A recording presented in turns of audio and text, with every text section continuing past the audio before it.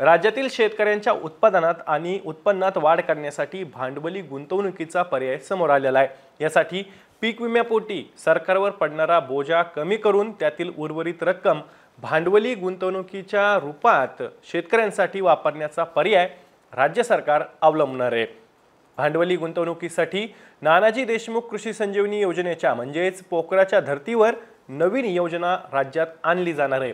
यासाठी पीक विम्याची मिळणारी भरपाई, पीक कापणी प्रयोग हा एकमेव निकष ठेवला जाणार असून अन्य निकष रद्द करण्याचं नियोजन सध्या सुरू आहे।